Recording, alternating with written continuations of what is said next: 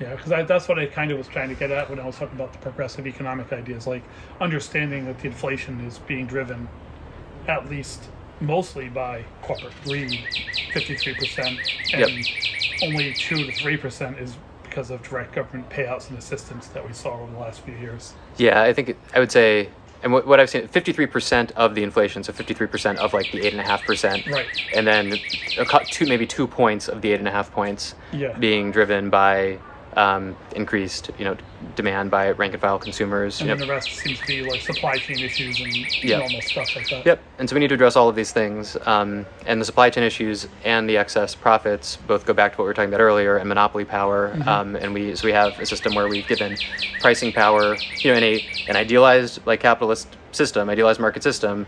Firms don't have pricing power, right? They're in a truly competitive market. A firm can't decide, okay, I'm going to jack up like prices, right? So the fact that these prices are rising so much is in its own right an indication of what we all see through a million other different lenses, that corporations have more power than they should have right now.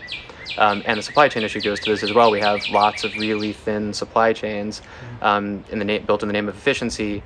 A lot of it's a function of some of the NAFTA style trade deals that we put in place, and then you have one or two monopoly or duopoly suppliers of a particular good, and their supply chain breaks down. It backs up the whole economy, and sometimes we're talking about something that's totally crucial, like this is the baby formula issue we see right now. Yep.